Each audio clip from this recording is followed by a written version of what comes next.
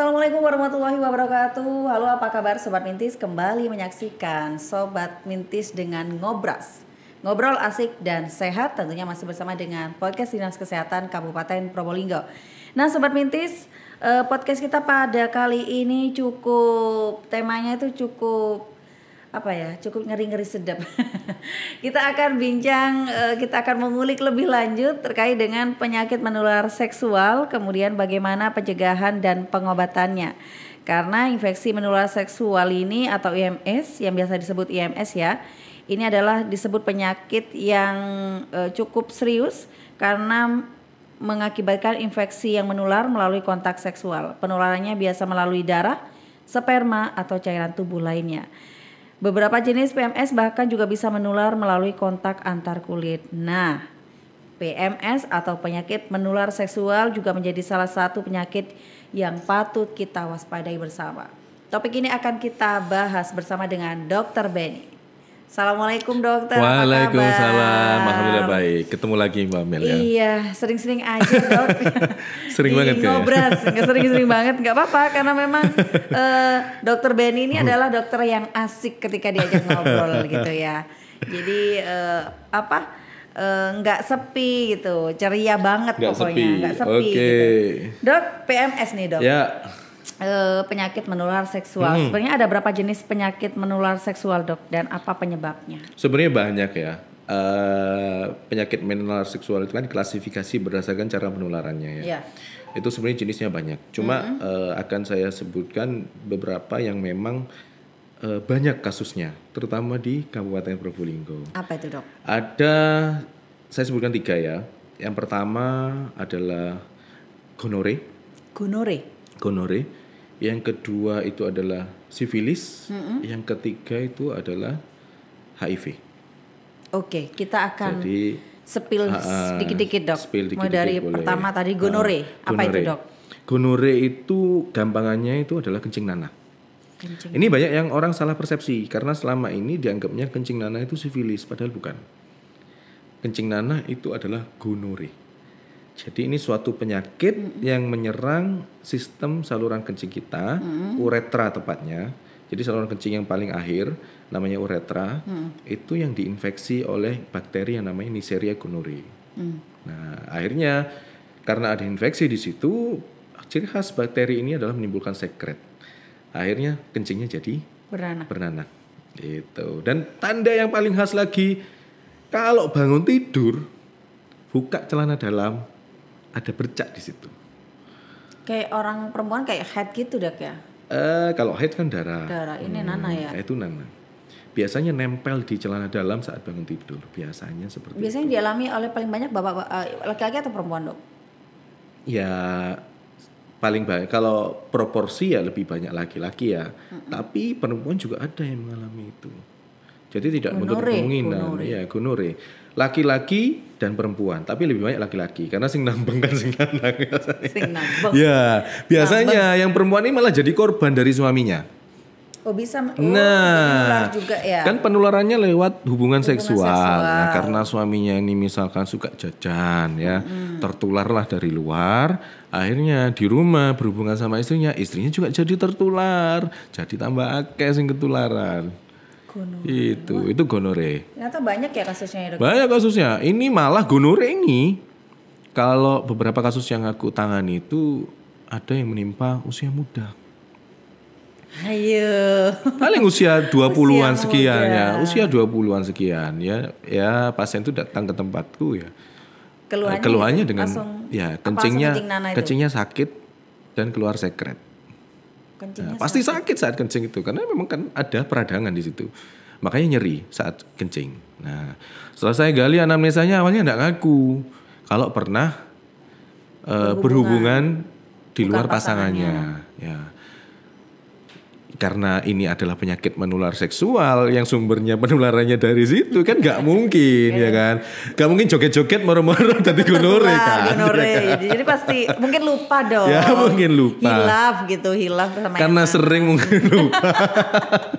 Ya Allah. Akhirnya setelah digali informasi ternyata ya pernah melakukan hubungan. Akhirnya ya sudah diterapi. Sebenarnya terapinya nggak terlalu susah tapi penularannya itu ya itu tadi, kalau kita berhubungan dengan lawan jenis ya kemungkinan tertularnya itu tinggi kalau dia sudah terinfeksi gonore.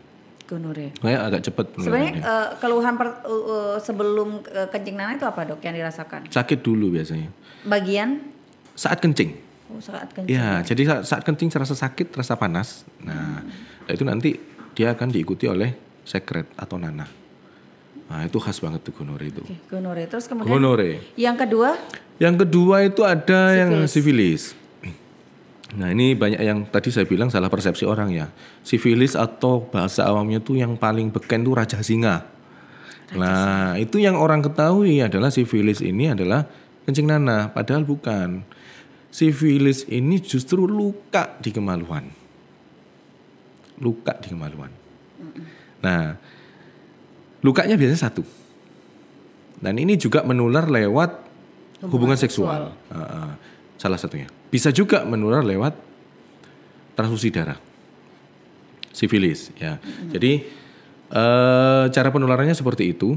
Kemudian sifilis ini ada fase-fasenya. Kalau yang luka tadi di kemaluan itu masih fase primer. Seenteng-entengnya. Nah, baru masuk fase sekunder biasanya akan muncul ruam di seluruh badan. Waduh. Nah, itu udah masuk fase sekunder. Kalau sudah masuk fase tersier, ini infeksinya sudah ke organ-organ dalam tubuh. Nah, ini yang mengancam jiwa. Jadi kalau ada sifilis, ada luka di kemaluan, terus nggak diapa-apakan, menghilang, jangan seneng.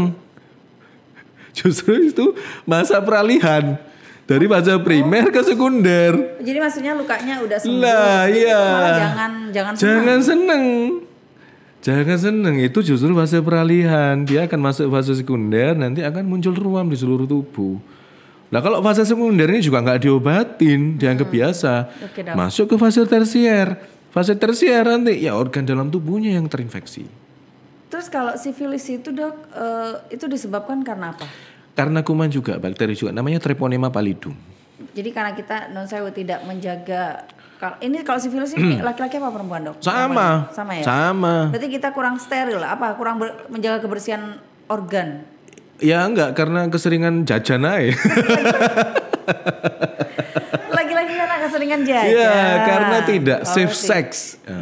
Makanya itu pentingnya safe sex. Ya, safe sex itu yang dimaksud apa ya? Yang pertama ya harus sama pasangan lah, yang setia dong ya kan, sama satu pasangan aja. Yang kedua, kalau memang ada keluhan seperti itu, ya pakai pengaman, ojo diucul, bungkusen. Lah itu akan membantu untuk meminimalisir penularannya. Bukan berarti 100% tidak tertular, tapi meminimalisir resiko penularan. Masih bisa tertular nggak pakai kondom? Masih mungkin. Lah kondomnya bolong. Siapa yang tahu kondom itu bolong? Misalkan bolongnya 0,1 mikron gitu ya. Siapa yang tahu? Nggak tahu kan? Nah itu ya mungkin ada merek-merek kondom yang ketebalannya berapa? Enggak ya. Loh kalau kondomnya tebel ya nggak kerasa mbak. Udah aja ini. Terus ada dua dok. Tadi yang pertama gonore, kemudian sifilis, kemudian yang ketiga HIV. HIV ini juga kasusnya banyak ya. Karena saya juga dapat kabar itu kalau di Kabupaten Probolinggo itu bahkan orang-orang yang datang ke tempat prostitusi itu bahkan ada yang usia anak SD. Ada. Saya dapat kabar itu ada. Ya, jadi resiko penularan penyakit seksual ini sangat besar. Apalagi di sini kan juga banyak tuh lokusnya. Tak sebutin tak lokusnya di mana. Udah mulai ditutup lokasinya dok. Apa lagu bangun? Udah mulai ditutup kok. Memang ada yang masih buka ya dok? Kayaknya masih ada. PR nih buat instansi terkait ini. Jadi kalau HIV itu disebabkan oleh virus. Nama virusnya HIV. Sebenarnya nama penyakitnya tuh AIDS. Acute Immunity Deficiency Syndrome. Jadi sebuah kumpulan gejala dari menurunnya daya tahan tubuh. Nah, kalau nama virusnya adalah Human HIV. Nah, itu nama virusnya itu. Human Immunodeficiency Virus. Dok, dari 3 jenis penyakit yang disebabkan PMS ini gitu ya. Mana yang mempunyai potensi sampai sampai merenggut jiwa yang paling besar itu mana, Dok? Diurut ya. Yang pertama HIV. Karena HIV itu yang diserang adalah daya tahan tubuh kita. Jadi kalau ibaratkan negara itu tentara ini dipateni sih. Tentaranya yang dibunuh. Akhirnya karena daya tahan tubuh kita hilang, turun drastis, maka penyakit-penyakit yang lain tuh gampang banget masuk. Jangan heran kalau orang HIV itu dia kena TBC. Terus di mulutnya dia ada infeksi jamur. Meski barengan gitu dok ya? Iya, karena itu tadi. Karena daya tahan tubuhnya sudah hilang, ya sudah gampang banget kuman masuk yang lain. Infeksi yang lain gampang banget masuk. Akhirnya komplikasinya banyak. Itu yang sangat mengancam jiwa HIV. Dan sampai detik ini obatnya belum ada. Obatnya yang ada itu hanya ARV. ARV itu antiretroviral. Jadi obat yang untuk mencegah replikasi virusnya, bukan membunuh.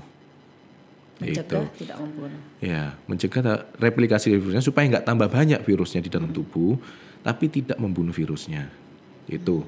Yang kedua, sifilis. Kalau sampai masuk dia fase tersier, menyerang organ-organ dalam tubuh, ya jelas itu sudah mengancam jiwa.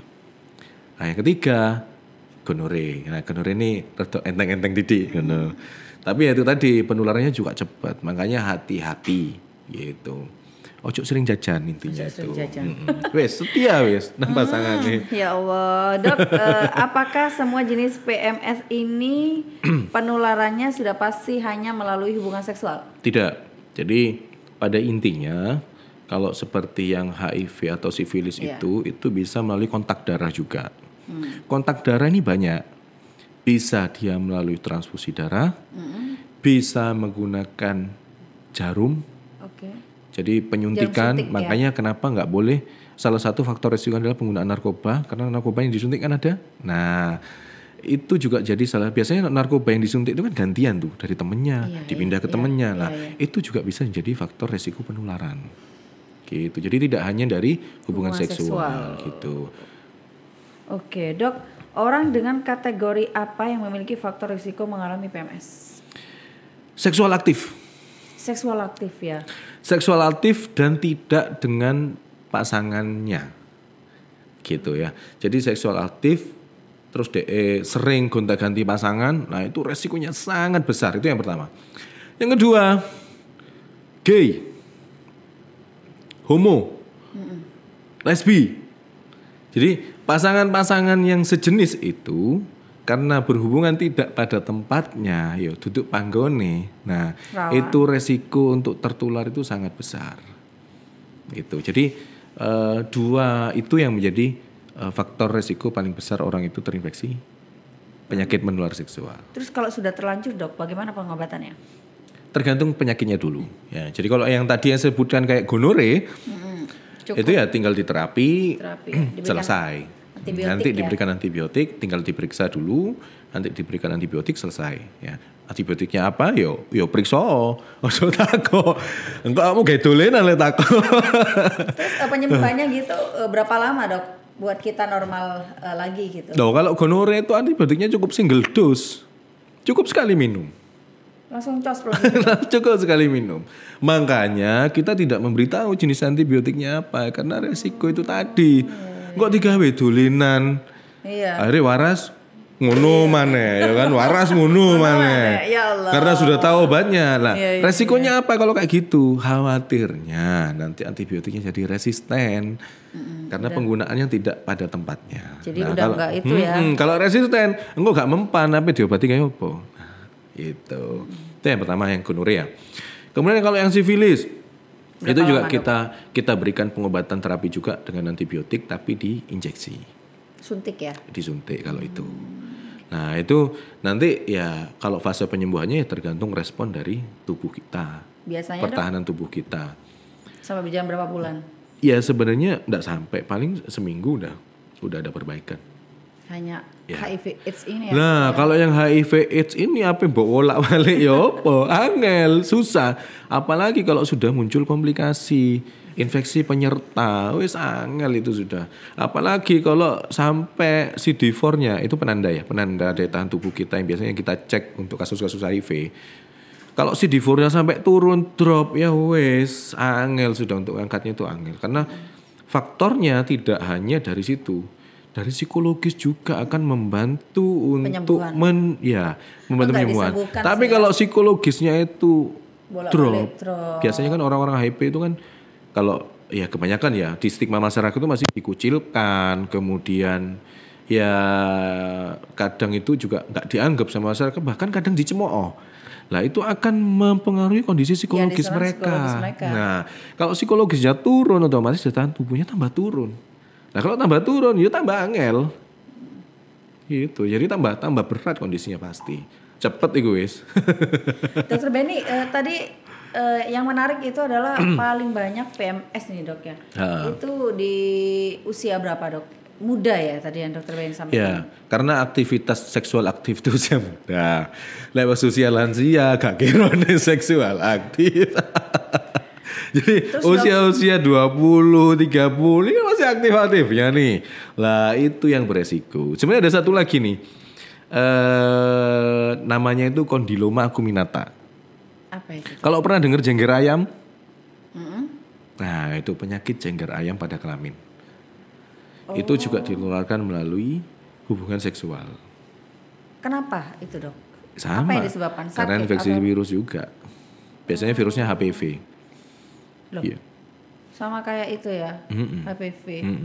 Tapi kan HPV itu kan ada jenisnya beda-beda. Nah itu. Gitu. Dok, kemudian saran nih, Dok, biar kita ini tidak mudah terkena atau jangan sampai ya, Dok ya, terkena PMS ini, apa kemudian yang bisa dilakukan? Yang pertama ya harus setia sama pasangan. Bagi yang sudah punya pasangan. Kalau udah menikah. Nah, kalau sudah menikah, wes cukup, wes ojo ate coba-coba ya. Kadang ada yang komentar, ya bosen dok mangan pecel tok, pengen rawon. Ini yang harus dirubah pola pikirnya. Kalau bosen, jangan cari yang lain, tapi gayanya yang lebih bervariatif ya. Tips gitu ya, supaya setia. Jadi jangan coba yang lain, rasanya paling podo ae. Yang penting itu bagaimana kita mengatur kemesraan dengan pasangan sehingga kesetiaan itu ada. Nah, itu yang pertama itu. Yang kedua, bagi yang belum berpasangan, wes ojo coba-coba ngenteni rabi ae ya. Khawatir. Ya, khawatir karena kita nggak pernah tahu, apalagi kalau itu hasil dari beli, hasil dari jajan. Yang namanya jajan, ya pasti yang dibeli dia orang yang berperilaku seksual aktif. Ya. Dan resiko untuk tertular pasti sudah besar sudah. Jangan mentang-mentang pakai kondom terus merasa aman, jangan. Karena bisa jadi itu tadi yang saya bilang, kondom itu tidak menjamin 100%. Apa mana kamu tuku kondom sing murah lo ya. Aduh, udahlah repot. Itu yang kedua. Baca semua. Kalau yang sudah tertular, ya harus lakukan hubungan seksual secara aman. Yang pertama obati dulu. Kalau memang pasangannya ini beresiko, pastikan dia sudah berobat. Sudah terkontrol, sudah berobat. Jangan disembunyikan dari pasangannya. Jangan sembunyi-sembunyi, ngaku enggak apa-apa.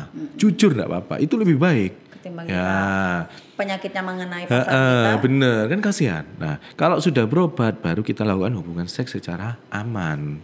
Ya, salah satunya bisa dengan menggunakan kondom itu tadi. Tapi kalau udah sembuh gitu, kalau sudah sembuh, kambuh lagi nggak, Dok? Ya kalau dia jajan lagi, ya iso mana tertular gitu. Kambuhnya ini tertular lagi loh ya. Jadi kalau memang sudah diobati, sudah kalau kayak sejenis gonorea atau sifilis itu tadi, kumannya mati ya.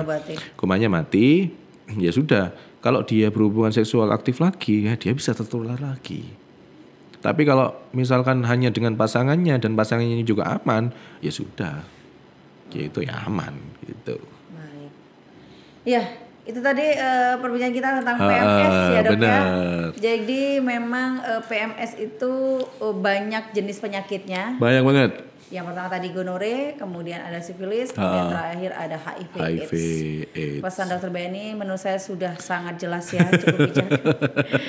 Yang pertama adalah berhubunganlah dengan pasangan kita, pasangan yang memang benar-benar sudah resmi ya. Sudah resmi menikah. Jangan sampai bergonta-ganti pasangan. Benar. Karena peluang terkena penyakit PMS itu lebih besar. Besar, benar. Gitu. Dan bagi yang belum punya pasangan, jangan coba-coba deh gitu. Lebih baik menjaga dulu gitu. Nanti dilepas ketika udah menikah aja. Bener. Ditahan ya. Ditahan dulu. Baik, Dokter Benny, terima kasih ya Dok. Sama-sama. Atas waktunya. Sama-sama. Semoga apa yang kita